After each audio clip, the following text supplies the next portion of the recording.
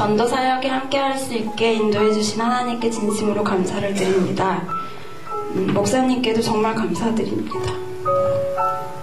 저에게 있어 전도는 항상 어렵게만 느껴지고 나랑은 거리가 먼 이야기를 생각해서 나 말고도 전할 사람이 많을 거라는 생각을 했습니다.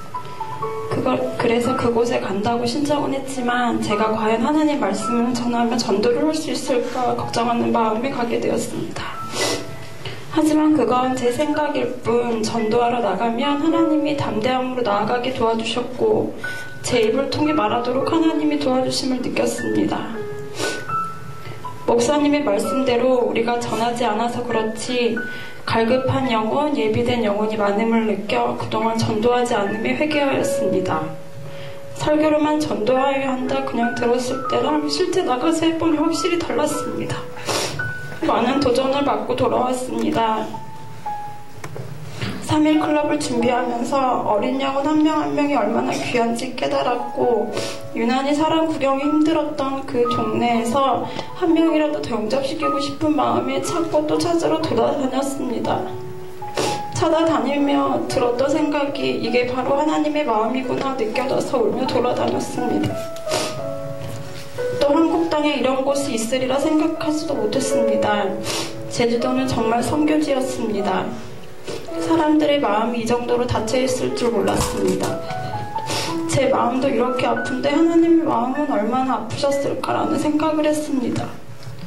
아이들을 전도할 때는 부모님이 불교란 이유만으로 하나님을 믿고 싶지만 믿지 못하는 아이들이 대부분이었습니다. 정말 안타까웠습니다.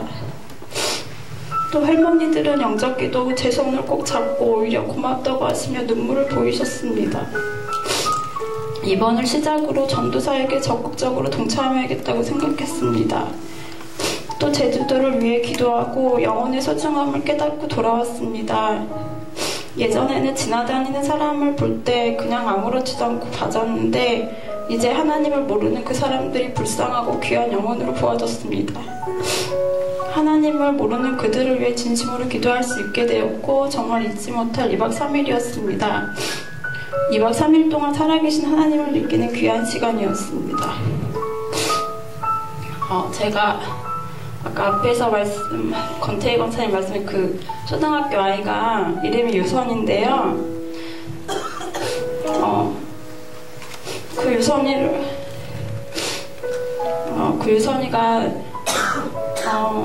이렇게 그 사람들이 저희한테 육지 사람이라고 하더라고요. 근데 그 육지 사람들이 저희처럼 2번씩이나 왔었는데 와가지고 2번이나 교회 갔다가 부모님한테 굉장히 많이 혼이 났대요.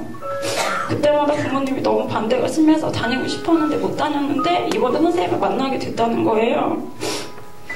그래서 3일 클럽이 다 마치고 프로그램이 마치면서 선생님은 육지로 다시 돌아가야 되지만 우리 유선이는 엄마 아빠 위해 계속 기도하고 하기로 약속하고 돌아왔어요. 제 번호를 알려달라고 해서. 그래서 계속 생각이 났었는데 금요일날 저희 돌아오는 날에 연락이 온 거예요. 집에 도착했는데. 그래서 어떻게 연락했냐니까 아빠 폰으로 아빠가 주무시고 계셔서 몰래 연락을 했다는 거예요. 그래서 알면 혼나니까 절대 선생님이 먼저 연락하면 안 된대요. 근데 그래서 이런저런 막 얘기하다가 선생님이 너 많이 사랑해 했더니 알고 있대요. 근데 하나님이 널 더 사랑하셔 했더니 알고 있다면서 저한테 기도 부탁을 하는 거예요. 초등학교 3학년짜리가. 제가 계속 생각날 때마다 아빠, 엄마가 같은 신앙생활 할 수 있도록 기도를 하고 있대요. 그러면서 선생님도 기도를 계속 해달라고 연락이 왔어요. 그래서 너무 기뻤어요. 그래서 저도 계속 기도할 거고 성도님들도 많이 기도 부탁드립니다. 시작하겠습니다.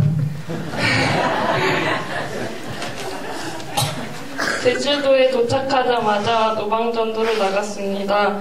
찬양만 하는 줄 알고 왔는데 사형리나 백지전도를 해야 한다고 해서 준비도 되지 않은 상태에서 전도를 나갔습니다. 차라리 아무 사람도 만나지 않았으면 좋겠다라고 생각했고 내가 왜 여기 있나라는 생각도 했습니다. 한 아저씨께서 교회 명함을 저에게 던지고 갈 때 마음속에서 욱하는 마음이 들었습니다. 하지만 그 영혼을 위해 아파하는 마음을 달라는 기도 제목이 생겼습니다. 첫날 전도가 끝나고 방에 돌아와서 준비를 해야겠다는 마음이 들어 백지전도를 준비했습니다. 다음날 오전 기도회를 하면서 하나님께서 영혼을 위해 기도할 수 있게 해주셨고 빨리 전하러 나가고 싶은 마음도 주셨습니다.